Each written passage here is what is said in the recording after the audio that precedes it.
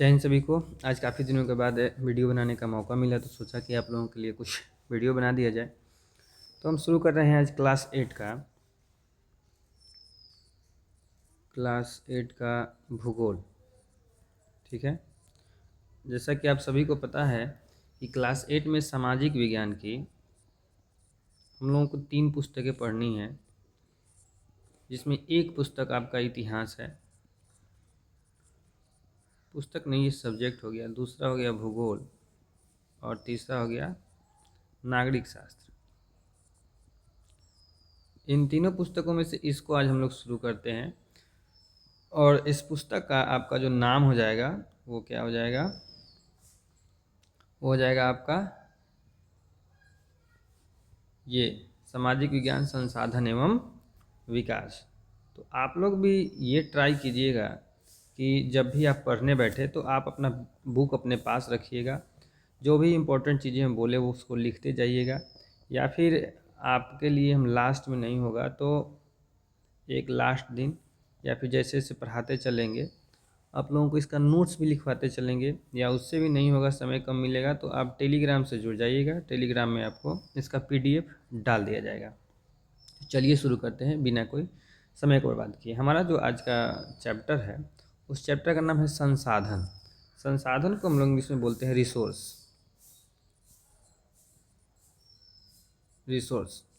ये रिसोर्स यानी कि संसाधन क्या है। तो जब आप इस पूरे चैप्टर को पढ़िएगा तो आपको पता चलेगा कि कुछ बच्चे हैं जिनका नाम मोना है और राजू है। वो घर को साफ़ करने में अपनी अम्मा यानी कि आप मम्मी बोल सकते हैं, माँ बोल सकते हैं, उनकी मदद कर रहे थे। तो उनको कुछ चीज़ें दिखाई देती है, जैसे कि कपड़े हैं, बर्तन हैं, अनाज है, कंघा है, कंघा मतलब जिससे हम लोग बाल में कंघी करते हैं, शहद की बोतल है, किताबें हैं, ये सारी चीज़ें उनको मिलती है। और इनमें से जो भी चीज़ें उनको मिली है वो सारी की सारी उपयोगी चीज़ें हैं। तो मोना ने कहा कि ये जो चीज़ें हैं महत्वपूर्ण हैं, और महत्वपूर्ण जो चीज़ें होती हैं वो संसाधन होती हैं। अब राजू के दिमाग में एक नया वर्ड आ गया, उस वर्ड का नाम है संसाधन, कि भाई ये संसाधन क्या है।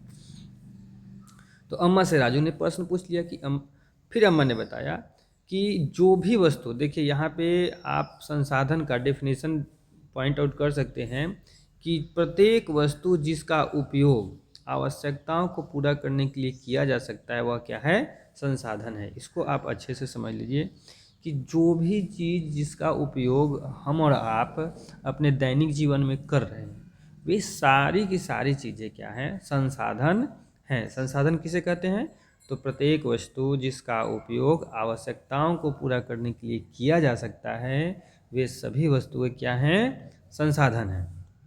क्या हैं, संसाधन हैं। अब आप अपनी चारों तरफ नज़र घुमाइए और देखिए कि जो कुछ भी आप अभी अपने चारों तरफ देख पा रहे हैं, जिसका उपयोग आप और हमारे आसपास के लोग कर पा रहे हैं, वे सभी चीज़ें क्या होती हैं, संसाधन होती हैं। जैसे कि आप प्यास लगने पर क्या करते हैं, पानी पीते हैं, जल पीते हैं। उसके बाद में अपने घर में क्या करते हैं, विद्युत का उपयोग करते हैं यानी कि बिजली का उपयोग करते हैं। स्कूल से घर जाने के लिए या फिर घर से स्कूल जाने के लिए क्या करते हैं, हो सकता है कि आपका विद्यालय बहुत नज़दीक हो तो आप स्वयं से भी जा सकते हैं, या फिर जिनका विद्यालय दूर होगा वो क्या करेंगे, किसी प्रकार का बस लेंगे, रिक्शा लेंगे, टोटो लेंगे, या फिर साइकिल से जाएंगे, या फिर कोई हो सकता है कि अपने उनके घर वाले किसी को पहुंचा दें, मोटरसाइकिल से जाएंगे। तो आप यातायात के लिए जिन वाहनों का प्रयोग कर रहे हैं वो उसकी यहाँ पे बात की गई है, तो वो भी क्या है, हमारे लिए संसाधन है। आप अभी पढ़ रहे हैं तो पढ़ने के लिए आप अभी वर्तमान में मोबाइल का यूज कर रहे हैं, तो वो मोबाइल भी अभी आपके लिए संसाधन ही है। या फिर जब अपने विद्यालय में होते हैं तो आप पाठ्य पुस्तक का उपयोग करते हैं, तो वो पाठ्य पुस्तक भी क्या है, आपका संसाधन भी है। तो ये सारी चीज़ें जो ये तो कुछ एग्जाम्पल हो गए, तो इसके अलावा जो भी चीज़ें हैं वे सभी की सभी क्या है, हमारे संसाधन हैं। ठीक है, तो जल, विद्युत, सब्जी वगैरह जो कुछ भी हम लोग यूज करते हैं वे संसाधन है। यहाँ पे एक और लाइन अंडरलाइन करने लायक है कि लिए देखिए जो भी चीज़ जो उपयोगी है, क्या है, उपयोगी है, वे संसाधन है। तो एक वस्तु अथवा पदार्थ की उपयोगिता अथवा प्रयोज्यता उसे एक संसाधन बनाती है। मतलब कि आप किसी चीज़ को संसाधन कब कहेंगे, कैसे कहेंगे, तो आपको सबसे पहले देखना होगा कि वो जो पदार्थ हमारे लिए कितना उपयोगी है, ठीक है, उसकी उपयोगिता क्या है, मतलब क्या यूज कर सकते हैं हम। और दूसरा इसमें एक बहुत ही अच्छी लाइन है, प्रयोज्यता का मतलब हुआ दोस्तों कि ये प्रयोज्यता का अर्थ हुआ कि मान लीजिए कि कोई वस्तु उपयोगी है लेकिन हमारे उपयोग में वो आ ही नहीं सकती, मतलब कि वो यूज़र फ्रेंडली नहीं है। कहने का ये मतलब है कि मान लीजिए कि आपके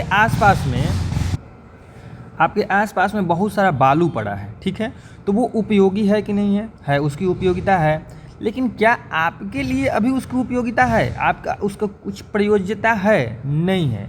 वो जब किसी का घर बन रहा होगा तभी वो उपयोगी होगा, ठीक है। तो ऐसा नहीं समझ लीजिए कि जो कुछ भी अभी हमारे आसपास में है वो सारी चीज़ जिसका उपयोग हम लोग कर पा रहे हैं, जो हमारे लिए भी यूजर फ्रेंडली है, वो सभी संसाधन की श्रेणी में आएंगे। प्रयोज्यता से यहाँ अर्थ ये हुआ कि कितना यूजर फ्रेंडली है, कितना यूजर फ्रेंडली है। समझ में आई बात? मतलब ये कि आपके आसपास जो कुछ भी है, अब मान लीजिए कि आपके आसपास में जंगल है, ठीक है, और उस जंगल से लकड़ी काट के आप जब लाएंगे तो खाना बनाएंगे, और वही दूसरी तरफ गैस में आपके घर में रखा हुआ एलपीजी सिलेंडर है, ठीक है। अब इन दोनों में से ज़्यादा यूजर फ्रेंडली आपको कौन दिख रहा है, एलपीजी या फिर जो वो लकड़ी है, वो दोनों में से कौन दिख रहा है? तो आपका जवाब होगा कि सर एलपीजी ज़्यादा यूजर फ्रेंडली दिख रहा है। तो देखिए संसाधन दोनों है, लेकिन अभी आपकी प्रयोज्यता में कौन आएगा, एलपीजी आएगा। तो अभी वहाँ पर संसाधन आपके लिए एलपीजी हो गया, ठीक है। अब बात ये है कि भाई किसी को संसाधन बनता कैसे है, ठीक है। संसाधन तो एक वस्तु अथवा पदार्थ की उपयोगिता या फिर उसकी प्रयोज्यता, मतलब कि वो कितना उपयोगी है या फिर उपयोग करने में वो कितना आसान है, उसको क्या करती है, संसाधन बनाती है, ठीक है। आप राजस्थान किसी ऐसे एरिया को भी कल्पना कर सकते हैं कि वहाँ से पानी बहुत दूर है, ठीक है, तो पानी की उपयोगिता तो है, लेकिन उसकी देखिए यूजर फ्रेंडली वो हो पा रहा है, नहीं हो पा रहा है, वो बहुत दूर से वहाँ के लोगों को पानी लेकर आना पड़ेगा।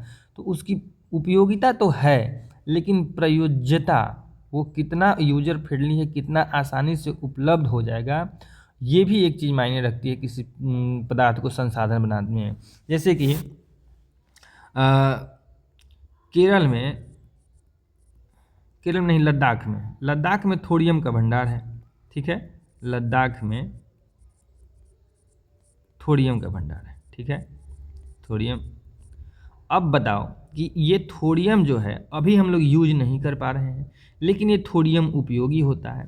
तो ये थोरियम हम लोगों के लिए संसाधन तब बन जाएगा जब हम लोग इसका उपयोग करने लगेंगे, ठीक है। ये भविष्य का संसाधन हमारे लिए है, लेकिन अभी तत्काल में हम लोग उसका उपयोग, वो अभी हमारे लिए प्रयोज्य नहीं है उतना, ठीक। अब बात करते हैं, राजू अब जानना चाहता था कि कोई भी वस्तु संसाधन बनती कैसे है, ठीक है। तो सिंपल सा आंसर है कि कोई भी वस्तु संसाधन उस समय बन जाती है, ठीक है, जब उनका कोई मूल्य होता है। मूल्य यानी कि वैल्यू, यहाँ पे पैसे की बात नहीं है, ठीक है, यहाँ पे पैसे की बात नहीं है। वो यहाँ मूल्य का मतलब होता है कि इसका प्रयोग अथवा इसकी उपयोगिता, इसको क्या करते हैं, मूल्य प्रदान करते हैं। कोई भी वस्तु जितना प्रयोग में होगी या फिर जितना उपयोगी होगी, उसी तरह उसका वैल्यू होता है, ठीक है। तो संसाधन कैसे बनेंगे, संसाधन तभी बनेंगे, कोई भी वस्तु, कोई भी पदार्थ है, संसाधन तभी होगी जब उस वस्तु का प्रयोग हो रहा हो अथवा उसकी उपयोगिता हो वर्तमान समय में, तो वो क्या कहलाएंगे, संसाधन कहलाएंगे।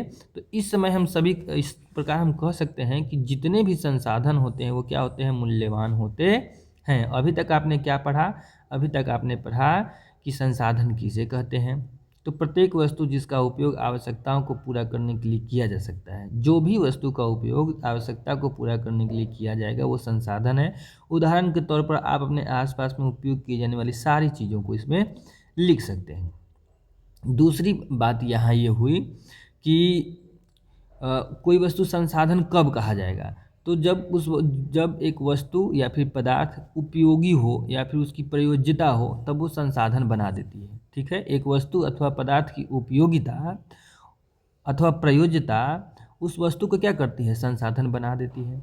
फिर बात है कि संसाधन बनती कैसे है? बनती कैसे है? तो कोई भी वस्तु का प्रयोग अथवा उसका उपयोगिता उसको क्या करता है? मूल्य प्रदान करता है। और जो भी वस्तुएं या फिर पदार्थ मूल्यवान होते हैं वे सभी क्या कहलाते हैं? संसाधन होते हैं। मूल्य का अर्थ यहाँ किससे है? महत्व से है। मैंने आपको बताया भी कि मूल्य का अर्थ यहाँ पैसे से नहीं है, महत्व से है। जैसे कुछ संसाधन ऐसे होते हैं जिनका महत्व आर्थिक होता है, आर्थिक यानी कि मनी। ठीक है, कुछ संसाधन ऐसे होते हैं जिनका आर्थिक मूल्य नहीं होता है। ठीक है, अब आप सोचेंगे कि कुछ पदार्थ ऐसे हैं जिनका आर्थिक मूल्य होता है, जैसे कि आपके लिए एक बॉल की बात करें तो इसको जब आप खरीदने जाइएगा तो इसका कुछ ना कुछ प्राइस होगा। मान लीजिए 20 रुपया प्राइस हो गया या फिर 30 रुपया प्राइस हो गया, तो ये इसका आर्थिक मूल्य हो गया। ठीक है, लेकिन आप कुछ कुछ ऐसे भी चीज़ देखेंगे, जैसे कि मान लीजिए कि बरसात के दिनों में इंद्रधनुष बना हुआ है, इंद्रधनुष का निर्माण हुआ है। अब आप सोच के बताइए कि क्या इंद्रधनुष उसका महत्व है कि नहीं है? महत्व तो है सर, महत्व है, लेकिन क्या उसका कुछ आर्थिक मूल्य है? कोई उसको देखने के लिए आपसे पैसा ले रहा है? नहीं ले रहा है। वही मेला में जब आप वो एक क्या होता है, मौत का कुआं, मौत का कुआं, मौत का कुआं आप देखने जाते हैं तो आपको पैसा लगता है कि नहीं? लगता है। तो वहाँ पे पैसा लगता है, लेकिन आप क्या करते हैं? जिस तरह से इंद्रधनुष को देखते हैं वैसे ही तो मौत के कुआं को भी देखते हैं। लेकिन देखिए यहाँ पे आर्थिक मूल्य नहीं हुआ, लेकिन यहाँ पे आर्थिक मूल्य हो गया। तो ये चीज़ समझने वाली होती है कि कुछ चीज़ मूल्यवान होते भी हैं, है ना, लेकिन उनका आर्थिक मूल्य नहीं होता। जैसे कहीं आप घूमने जाते हैं, ठीक है, घूमने जाते हैं, जैसे किसी मंदिर में ही गए या मस्जिद में ही गए, जहाँ भी गए, तो उस जगह पे जब घूमने गए तो अगर पैसा लग गया तो उसका आर्थिक मूल्य हो गया, पैसा नहीं लगा तो आर्थिक मूल्य नहीं हुआ। जैसे कि जितने भी धातुएं हैं उनका आर्थिक मूल्य होता है, लेकिन कोई भी जो सुंदर सा दृश्य है, कोई भी जो एक मनोरम दृश्य है, उसका आर्थिक मूल्य होता है क्या? नहीं होता है। लेकिन अगर किसी ने क्रिएट किया है उस तरह का दृश्य, जैसे कि आजकल मेला में जल परी देखने को मिलती है, मेला में आपको और भी तरह तरह की चीज़ें देखने को मिलती है, तो अगर वहाँ पे आपसे पैसा लिया जा रहा है तो उनका आर्थिक मूल्य हो जाएगा। लेकिन ऐसा नहीं है, जो भी चीज़ें हैं जिनका आर्थिक मूल्य हो या फिर नहीं हो, दोनों क्या होते हैं? महत्वपूर्ण संसाधन में आते हैं और मनुष्य की आवश्यकता को क्या करते हैं? पूरा करते हैं। ठीक है, तो कुल मिला के बात अभी तक ये हुई कि जो भी संसाधन हैं वो क्या करते हैं? हमारे आवश्यकताओं की पूर्ति करते हैं। अब कोई पूछेगा भाई कि मौत के कुआं हमारा कौन सा आवश्यकता का पूर्ति कर रहा है? तो हम लोग मेला किस लिए जाते हैं? मनोरंजन के लिए जाते हैं। तो हमारा मनोरंजन हुआ कि नहीं हुआ? आप जब उसको देखे तो आपका मनोरंजन हुआ। तो आपकी आवश्यकता थी कि आपका मनोरंजन हो, आपकी मनोरंजन की गई, ये चीज़। ठीक है, कुछ संसाधन समय के साथ आर्थिक रूप से मूल्यवान हो सकते हैं, मतलब कि जैसे जैसे समय बीतेगा वो क्या होगा कि उसका मूल्य बढ़ सकता है। उदाहरण के लिए बहुत अच्छा उदाहरण है कि हमारे घरों में कुछ कुछ ऐसी चीज़ें होती हैं जिनका अभी के समय में तो वर्तमान वाणिज्यिक मूल्य नहीं है, ठीक है, लेकिन अगर उसको हम लोग पेटेंट करा दें और उसके बाद में उसको बेचने लगे तो हमारा क्या हो जाएगा कि उसका कुछ ना कुछ आर्थिक मूल्य हो जाएगा। जैसे कि अभी आप लोग देखते हो कि अचार भी बिकता है। अचार बिकता है कि नहीं? नींबू का, आंवला का, आम का मिक्स अचार, बहुत तरह का अचार बिकता है। लेकिन आज से अगर आप बहुत कुछ दिन पहले लगभग 100-150 साल पीछे चले जाइएगा तो हो सकता है कि अचार मार्केट में नहीं बिकता होगा। इतना ही नहीं, अभी आप पानी की बात कर लीजिए। पानी अब हर जगह अवेलेबल है, खरीद के पीता है आदमी, लेकिन यही 100-150-200 साल पीछे चले जाइएगा तो पानी लोग खरीद के नहीं पीता था। इससे समझिए। तो देखिए, और मान लीजिए कि कोई घर है, कोई व्यक्ति है जिसके घर में किसी को गैस हो गया और उस घर वाले को पता है कि गैस का इलाज कैसे किया जाएगा, तो अगर वो उस तरह का अपना इलाज करता है खुद का, जिसको नुस्खा भी कहा जाता है, आज नुस्खा कहा जाता है। नुस्खा करने का मतलब कि कोई घरेलू इलाज, तो घरेलू इलाज से वो गैस ठीक हो जा रहा है, बार बार गैस ठीक हो जा रहा है, तो चाहे तो उस नुस्खे को क्या करा सकता है, पेटेंट करा सकता है। पेटेंट कराने से क्या हो जाएगा कि अब वो चाहे तो उस नुस्खे को मार्केट में बेच सकता है और उसका आर्थिक मूल्य उसको प्राप्त हो सकता है। ठीक है, तो यही कहता है कि नुस्खों का आज कोई माननिक मूल्य नहीं है, लेकिन यदि पेटेंट कराने के बाद में अगर उसको मेडिकल फर्म के द्वारा बेचा जाए तब वो क्या होगा, आर्थिक रूप से मूल्यवान हो सकता है। ठीक उसी तरह से जैसे कि देखिएगा कि जैसे कि तारामंडल हो गया। ठीक है, तो तारामंडल को रात में ऐसे भी देख सकता है आदमी, लेकिन दिन में वही अगर आप जाइएगा, रात में तारामंडल, तारा का मंडल तो पूरा दिखाई देता है आकाश में, लेकिन उसी तारामंडल को आपको और मज़ेदार तरीके से देखना हो, आप चले जाइए प्लेनेटोरियम में। तारामंडल एक जगह का ही नाम होता है, वहाँ आप चले जाते हैं तो वहाँ आपसे पैसा लिया जाएगा। तो एक है जिसका मूल्य नहीं है, एक है जिसका मूल्य है, लेकिन दोनों क्या है, इम्पोर्टेंट है। ठीक है, तो ये यहाँ तक समझ में आया होगा। तो अभी तक आपने इसकी परिभाषा देखी, उसके बाद में इसके एग्जाम्पल देखे आपने, बनता कैसे है, संसाधन बनता कैसे है ये देखा आपने, और फिर इसके मूल्य के बारे में हम लोगों ने चर्चा की। ठीक है, तो आज लगता है कि इतना ही रहने देते हैं। 15-16 मिनट का वीडियो हो गया हुआ। अगर आपको वीडियो अच्छा लगा हो तो बताइएगा कमेंट करके कि कैसा लगा ये।